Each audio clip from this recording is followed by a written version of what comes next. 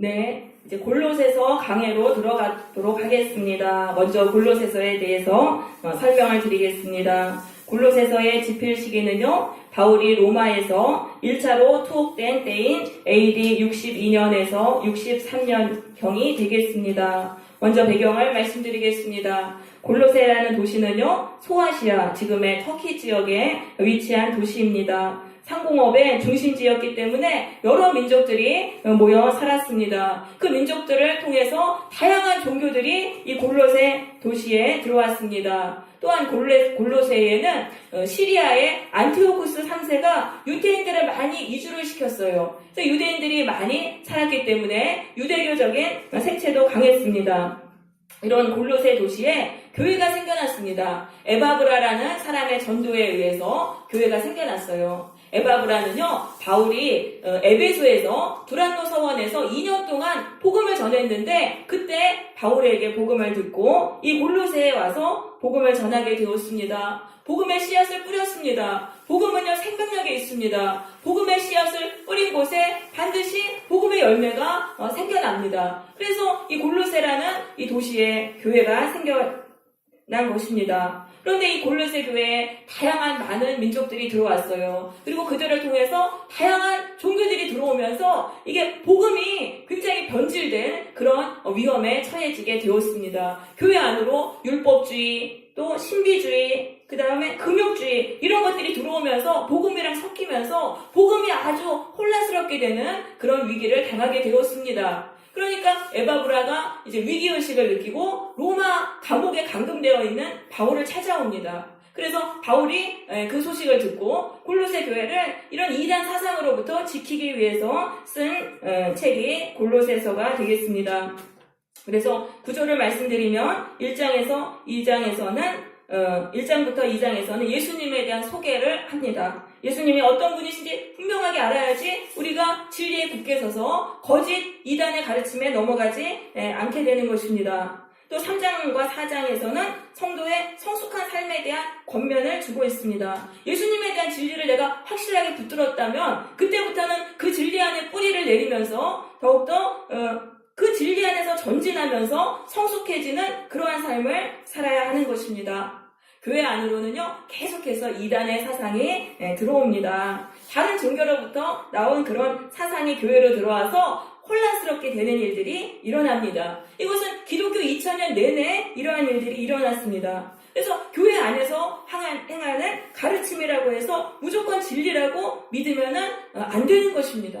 지금도 교회 안에 이방 종교적인 요소들이 많이 들어와 있어요. 우리가 진리 위에 서지 못하면은 교회 안에 거짓 가르침에 미혹이 되어서 구원을 잃고 헤매게 되는 것입니다.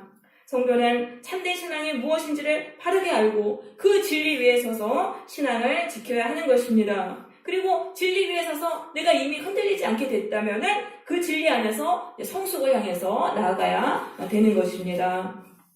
우리 오늘 골로새서 1장 1절부터 12절까지의 말씀을 나눠보도록 하겠습니다. 골로새서 1장 1절에서 12절 복음을 따르는 삶이 어떤 것인지를 설명하고 있습니다. 우리 골로새서 1장 1절에서 12절 저와 한 절씩 교독하시겠습니다. 하나님의 뜻으로 말미암아 그리스도 예수의 사도된 바울과 형제 디모데는 골로새에 있는 성도들 곧 그리스도 안에서 신실한 형제들에게 편지하니 우리 아버지 하나님으로부터 은혜와 평강이 너희에게 있을지어다. 우리가 너희를 위하여 기도할 때마다 하나님 곧 우리 주 예수 그리스도의 아버지께 감사하노라. 이는 그리스도 예수 안에 너희의 믿음과 모든 성도에 대한 사랑을 들었으며 너희를 위하여 하늘에 쌓아둔 소망으로 말미암음이니 곧 너희가 전에 복음 진리의 말씀을 들은 것이라. 이 복음이 너희에게 이르매 너희가 듣고 참으로 하나님의 은혜를 깨달은 날부터 너희 중에서와 같이 또한 온 천하에서도 열매를 맺어 자라는도다. 이와 같이 우리와 함께 종된 사랑하는 에바브라에게 너희가 배웠나니 그는 너희를 위한 그리스도의 신실한 일꾼이요 성령 안에서 너희 사랑을 우리에게 알려주리라. 이로써 우리도 듣던 날부터 너희를 위하여 기도하기를 그치지 아니하고 구하노니 너희로 하여금 모든 신령한 지혜와 총명에 하나님의 뜻을 아는 것으로 채우게 하시고 주께 합당하게 하여 용서에 기쁘시게 하고 모든 사람들의 열매를 주시며 하나님을 아는 것에 강하게 하시고 그의 영광의 힘을 따라 모든 능력으로 능하게 하시며 기쁨으로 모든 견딤과 오래 참음에 이르게 하시고 우리로 하여금 이 가운데서 성도의 교회를 불러오기에 합당하게 하신 아버지께 감사하게 하시기를 원하노라. 네, 아멘. 이 1장 1절부터 12절에서는 복음을 따르는 삶이 과연 어떤 삶인가를 말하고 있습니다. 1절입니다. 하나님의 뜻으로 말미암아 그리스도 예수의 사도된 바울과 형제 디모데가 골로새에 있는 성도들에게 편지한다라고 말하고 있습니다. 자, 바울은 자신을 소개하면서 내가 하나님의 뜻으로 사도가 되었다라고 말을 하면서 지금 이 골로새에서의 편지의 내용이 인간의 말이 아니다. 이것은 하나님의 말씀이다. 이 말씀에 듣고 순종하라는 의미로 자신을 사도 되었다라고 소개하고 있는 것입니다. 그러면서 골로새에 있는 성도들을 어떻게 소개하냐면은 그리스도 안에서 신실한 형제들이라고 설명을 합니다. 그리스도 안에서 신실한 형제들. 그리스도 안에서라는 말은요, 그리스도를 믿는다는 그런 뜻입니다. 그리스도를 믿는 그 믿음으로 살아가는 자들이 바로 성도들인 것입니다. 성도들은 뭐예요? 그리스도를 믿는 믿음으로 살아가는 자들인데 특별히 무엇을 믿냐면은 예수님의 영생의 약속을 믿는 자들입니다. 예수님은 우리에게 영생을 약속하셨습니다. 그럼 이 영생이라는 건 뭐냐면은 아무런 부족함이 없는 그런 상태, 바로 샬롬을 말하는 것입니다. 영생은 예수님이 약속하신 것은 바로 샬롬. 그럼 샬롬은 뭐냐면은 에덴 동산입니다. 하나님이 보시기에 좋았더라. 죄가 없었을 때에 그때의 그 아름다운 상태, 그것이 바로 샬롬이며 이것이 바로 예수님이 우리에게 주시는 영생인 것입니다. 이 영생의 약속이 이루어지는 것을 믿고 따르는 자들이 바로 우리 교회를 다니는 성도들인 것입니다. 죄로 인해서 우리가 하나님이 주신 복된 인생이 깨졌습니다. 에덴 동산이 깨졌어요. 우리가 죄의 지배로 들어갔는데 이 죄에 또 사탄 마귀들이 다 엉겨붙어가지고 우리를 꼼짝 못하게 지배하고 있습니다. 거기서 인간이 스스로는 풀려날 수가 없어요. 그런데 우리가 예수님의 말씀에 순종하고 예수님이 명하시는 대로 하면은 예수님이 우리를 이 사탄 마귀의 권세에서 풀어주시고 죄에서 풀어주셔서 우리에게 아무 부족함이 없는 복된 에덴 동산의 인생을 주시겠다는 약속인 것입니다. 그래서 여러분, 우리가 이걸 믿어야 되는 것입니다. 우리가 예수를 믿는다는 것은 나 예수님에게 순종해서 이제 내 삶에 임했던 죄와 저주에서 풀려날 것이다. 그래서 하나님이 주시는 정말 아무런 부족함이 없는 그런 복된 인생을 내가 살 것이다. 이 땅에서 사는 것입니다. 그것이 바로 우리가 교회를 다니는 목적이 되어야 되는 것입니다. 그래서 오늘도 예수님은 우리를 영생을 주시기 위해서 불러주셨어요. 우리 각 사람에게 예수님은 말씀을 주세요. 우리가 그 말씀을 듣고 순종하면은 우리의 삶에 있는 저주와 죄의 이 권세에서 풀려나게 되는 것입니다. 자, 바울은 골로새 성도들에게 인사를 합니다. 우리 하나님 아버지 하나님으로부터 은혜와 평강이 너희에게 있을지어다. 이 은혜라는 말은요, 당시에 이방인들이 하는 그런 인사예요. 그리고 평강은요, 당시에 유대인들이 하는 인사인데 둘 다 구원이라는 뜻이에요. 은혜와 평강이 구원이다. 구원이 가장 중요하죠. 그래서 서로 구원을 빌었던 거예요. 그러면은 이거를 지금 요즘에 한마디로 교회 안에서 하는 인사가 뭐냐면 샬롬인 것입니다. 샬롬. 교회 안에서 서로에게 샬롬 인사를 하는 것은 하나님이 예수를 통해서 당신에게 영생의 복, 구원의 복을 주시기를 원합니다라고 그렇게 축복해주면서 기도해주는 마음으로 이렇게 인사를 하는 것입니다. 그래서 우리는 성도들은요, 서로를 위해서 축복하면서 기도해줘야 돼요. 이 샬롬의 복을 빌어주어야 되겠습니다. 그럴 때 나도 그 축복을 받는 것입니다.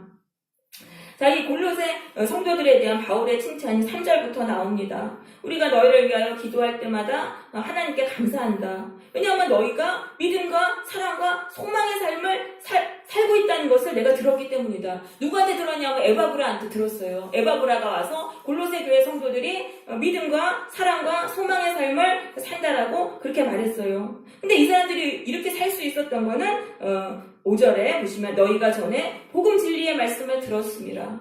복음을 듣고 나서 복음을 받아들였어요. 그래서 하나님의 은혜를 깨달았어요. 나 같은 죄인을 구원하시기 위해서 하나님은 예수님을 십자가에 못 박아서 그렇게 죽이셨구나. 이것이 깨달아지면서 진심으로 그게 믿어지니까 그 다음부터 삶이 삶이 변한 것입니다. 믿음과 사랑과 소망의 삶으로 변화된 것입니다. 복음은요, 사람의 삶을 변화시키는 능력이 있습니다. 그래서 이렇게 변화되는데 이것이 온 천하에서 6절에 보면 온 천하에서 열매를 맺어 자라는도다. 복음을 믿으면은 이렇게 삶이 변화되는 열매가 일어나는데 온 천하에서 똑같이 이런 열매가 일어난다는 것입니다. 한국 사람이든 아프리카 사람이든 미국 사람이든 복음을 받아들이면 삶이 다 똑같이 이렇게 변한다는 거예요. 믿음과 소망과 사랑의 삶으로 변하게 된다는 것입니다.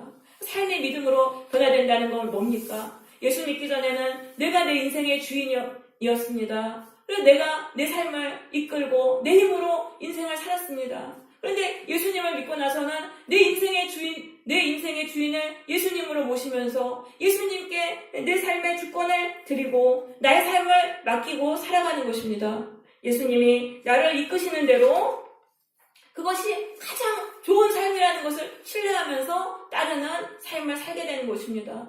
고통과 어려움을 주셔도 이 고통과 어려움도 나에게 복이 돼서 유익이 되니까 주셨구나라는 그런 믿음을 가지고 그것도 받아들이면서 따르는 그런 삶을 살아가게 되는 것입니다. 그래서 삶이 그렇게 믿음으로 변하게 되는 것입니다. 그리고 또 복음을 받아들이면 삶이 사랑으로 변화됩니다. 예수를 믿기 전에는 미움의 지배를 받으면서 살았습니다. 잘난 사람은 잘나서 믿고 못난 사람은 못나서 미워요. 또 내 뜻대로 안 해주면 또 다 미워요. 사탄이 충동하는 대로 미움의 지배를 받으면서 살았는데 예수를 믿고 나서는 사랑의 지배를 받고 사는 거예요. 나를 위해서 예수님이 십자가에서 죽어주셨구나. 나를 구원하시기 위해 하나님이 나 같은 죄인도 사랑하시고 구원해 주시는구나. 그게 막 믿어지고 깨달아지니까 그 사랑에 감동을 받습니다. 그러니까 그 사랑 때문에 이제 다른 사람, 미운 사람도 불쌍하게 여기게 되고 미운 사람도 용서하게 되고 이런 식으로 사랑으로 살아가게 되는 것입니다. 그러니까 이게 안경이 바뀌는 거예요. 미움의 안경을 끼고 살았는데 예수님의 그 은혜를 깨닫고 나서는 그다음부터 사랑의 안경을 쓰면서 살아가게 되는 것입니다. 여러분, 이것이 얼마나 큰 은혜인지 모릅니다. 미움의 권세 속에서 살면 인생이 참 고통스럽고 너무나 힘들어요. 그런데 그게 복음의 은혜를 깨달으면 그때부터 이 미움의 안경을 벗고 사랑의 지배를 받으면서 살아가게 되는 것입니다. 그 다음에 이제 소망의 삶으로 또 변화가 돼요. 그전에는 고통과 절망을 당하면 내 힘으로 극복할 수 없으니까 거기서 막 죽지 못해 살았어요. 절망 속에서 그냥 쓰러져서 고통스럽게 살았는데 예수를 믿고 나면은 왠지 그 예수님이 약속하신 그 영생의 복이 자꾸 믿어지니까 그게 자꾸 또 소망이 되는 거예요. 그러니까 그 고통과 절망 속에서도 또 예수님이 주신 그 영생의 복을 자꾸 소망하면서 그러니까 그 소망으로 인해서 그 지금의 현실의 고통과 어려움도 이겨나가게 되는 것입니다. 그래서 소망이 있으면은요, 삶이 아무리 고통스러워도 견딜 수 있어요. 내가 지금 아무리 힘들어도 예수님이 영생의 복을 약속하셨고 그게 이루어진다는 것을 믿고 소망하며 살면은요, 좀 힘든 거 견디면 되잖아요. 그러니까 그 소망으로 넘치고 또 그 소망에 의해서 어려움들을 이겨나가는 삶을 살아가게 되는 것입니다. 이것이 바로 복음의 열매인 것입니다. 복음은 사람의 삶을 바꾸는 능력인 것입니다. 예수님을 통해서 인생의 블라인드가 바뀌는 거예요. 그런데 그것이 열매를 맺어서 자란다고 되어 있어요. 그러니까 믿음과 사랑과 소망의 삶으로 변화됐는데 그 삶이 점점 확장된다는 그런 말씀인 것입니다. 그 상태로 머물러져 있는 게 아니라 점점 더 그런 삶이 확장이 된다는 거예요. 그래서 이 복음의 열매, 복음은요, 생명력이 있어요. 그렇기 때문에 점점 이것이 열매 맺어서 자라게 되는 것입니다. 그래서 복음의 열매는 점점 자라는 것이 정상이에요. 이게 정체되어 있으면 문제예요. 정체됐다는 거는요, 이미 반대 방향으로 나아가고 있다는 거예요. 구원을 향해서 이게 나아가는데 정체되는 것은 이미 반대 방향으로 지금 틀어져 있다는 거예요. 근데 영적인 것은 항상 흐름이 있어요. 구원을 향해서 나아가지 않으면 이것이 구원을 잃는 방향으로 반대 방향으로 나아가는 것입니다. 그래서 신앙이 정체되면은 그 다음부터는 구원과 이 믿음과 사랑과 소망의 삶이 점점 사라져서 잃어버리는 그런 삶이 되는 것입니다. 그래서 우리는 항상 전진하는 신앙이 되어야 되는 거예요.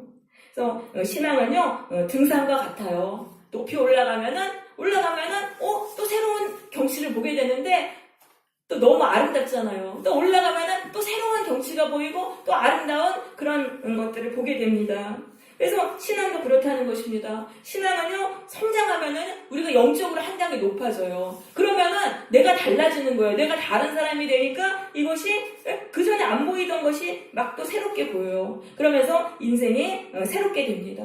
그래서 내가 변화됨으로 말미암아 인생이 달라지는 거예요. 그리고 영적으로 더 이 지혜가 더 많아지고 영적인 권세가 더 강해져요. 그런 상태에서 인생을 살게 되는 것입니다. 그렇게 해서 계속적으로 영적으로 더 깊이 나아가게 되는 것입니다. 그래서 신앙이 성장함으로 계속 영적으로 위로 올라가야 돼요. 근데 올라가려면 힘이 들잖아요. 노력을 해야 된단 말이에요. 영적으로 계속 성장해야 되는데 그러려면 우리도 노력해야 된다. 말씀과 기도로 노력을 해야 되는 것입니다. 힘들다고 그냥 있으면 뒤로 이제 미끄러져 내려가는 것입니다. 자, 이제 7절로 가보겠습니다. 이와 같이 우리와 함께 종된 사랑하는 에바브라에게 너희가 배웠나니 그는 너희를 위한 그리스도의 신실한 일꾼이요 성령 안에서 너희 사랑을 우리에게 알린 자니라. 그래서 에바브라로부터 이제 골로새 교회 성도들의 소식을 들었습니다. 그러니까 바울이 그들을 위해서 기도했어요. 바울은 골로새에 가본 적이 없어요. 골로새 교회 교인들 만난 적도 없지만 그 소식을 듣고 이제 기도했어요. 세 가지를 기도했습니다. 무엇을 위해 기도했냐면은 9절입니다. 자, 9절에서 너희를 위해서 기도하기를 그치지 않고 구하노니 너희로 하여금 모든 신령한 지혜와 총명에 하나님의 뜻을 아는 것으로 채우게 하시고. 자, 이건 뭐냐면요, 성령을 통해서 하나님의 뜻을 알게 되기를 기도했다는 것입니다. 성령을 통해서 하나님의 뜻을 알게 되기를 기도했다. 신앙생활에서 가장 중요한 것이 하나님의 뜻을 아는 것입니다. 하나님의 뜻을 아는 게 제일 중요해요. 그런데 우리의 영혼은요, 타락해서 하나님의 뜻을 알 수가 없는 거예요. 이게 하나님의 뜻 같기도 하고 아닌 것 같기도 하고 우리는 그걸 잘 분별할 수가 없어요. 그래서 성령께서 주시는 여기 나와 있잖아요. 지혜와 총명을 받아야 되는 거예요. 성령님께 지혜 받고 성령이 주시는 지혜와 총명을 받으면 분명하게 깨달아지는 거예요. 우리가 예배 때 딱 나와서 은혜를 받잖아요. 그럼 성령이 역사하셔서 그때 딱 깨닫게 해주시면 하나님의 뜻이 분명하게 우리가 분별되게 되는 것입니다. 그래서 은혜 받는 게 굉장히 중요합니다. 예배 때 은혜를 받으면 하나님의 뜻이 분명하게 알게 됩니다. 자, 10절에서는 두 번째 기도를 말하고 있어요. 주께 합당하게 행하여. 주께 합당하게 행한다는 것은 순종한다는 그런 말씀입니다. 하나님의 뜻을 알았으면은 거기서 멈추면 안 돼요. 순종해야 돼요. 하나님의 뜻을 분명하게 알았으면 그 다음부터는 순종하게 해달라고 기도하는 거예요. 그럼 하나님을 순종하면은 어떤 결과가 있냐면은 범사에 기쁘시게 한다. 하나님을 기쁘시게 하는 거예요. 또 하나님이 엄청 기뻐하세요. 하나님 말씀에 하나님의 뜻에 순종하는 사람은 하나님이 엄청 기뻐하시는데, 하나님이 기뻐하시면은 우리의 마음속에 성령이 있잖아요. 성령이 하나님의 영이니까 우리가 엄청나게 기쁜 거예요. 이것이 바로 천국의 기쁨인 것입니다.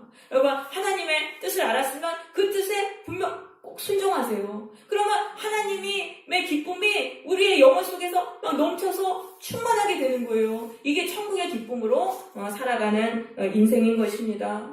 어차피 우리가 기쁨을 얻기 위해서, 행복하기 위해서 이 땅을 살지 않습니까? 근데 하나님의 뜻에 순종하는 자는 하나님이 주시는 이 기쁨이 넘쳐서 행복한 삶을 살게 되는 것입니다.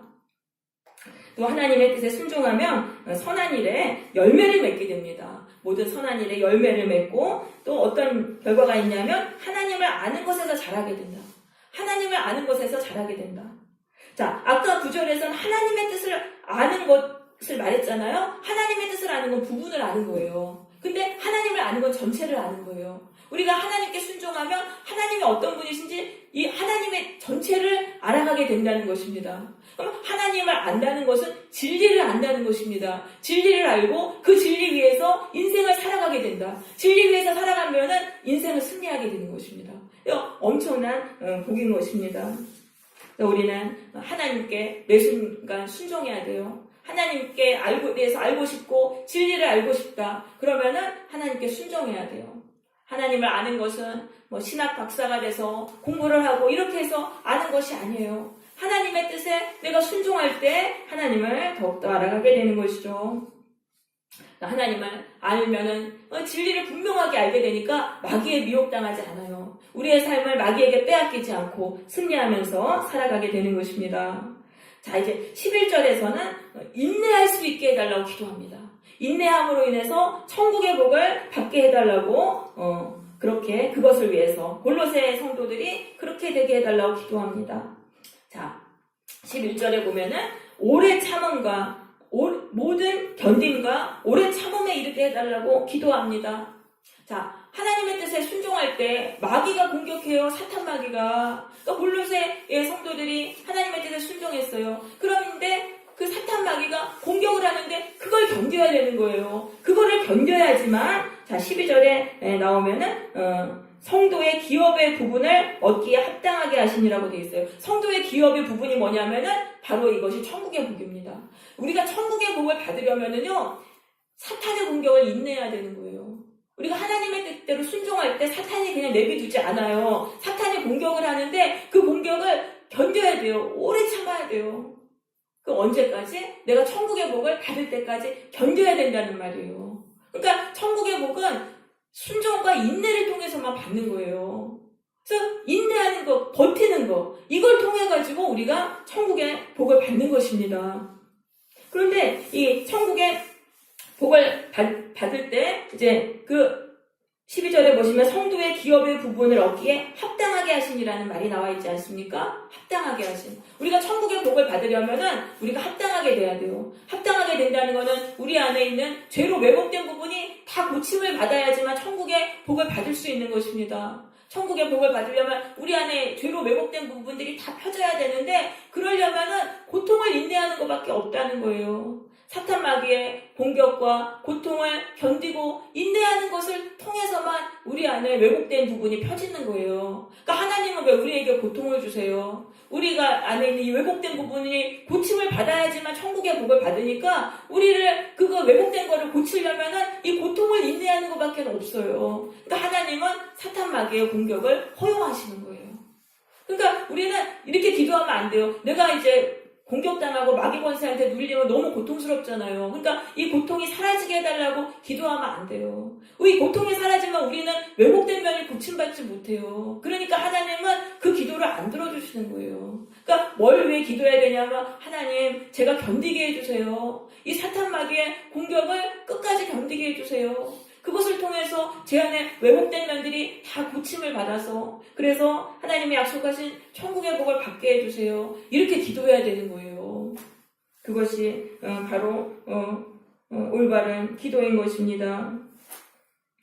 그래서 견뎌야 되는데 우리의 힘으로는 견딜 수가 없잖아요. 우리의 힘으로 어떻게 사탄 마귀의 공격을 견뎌요? 그러니까 11절에 뭐라고 말하냐면 그의 영광의 힘을 따라 모든 능력으로 능하게 하시며 이건 뭐냐면 하나님이 주시는 능력을 받아야 된다는 그런 말씀인 것입니다. 하나님께 능력 받으면은요 어려움을 이길 수 있어요. 우리가 예배 때 성령을 통해서 은혜 받고 성령 충만 받으면은요 사탄의 공격으로 인한 그 어려움들을 거뜬히 이길 수가 있어요.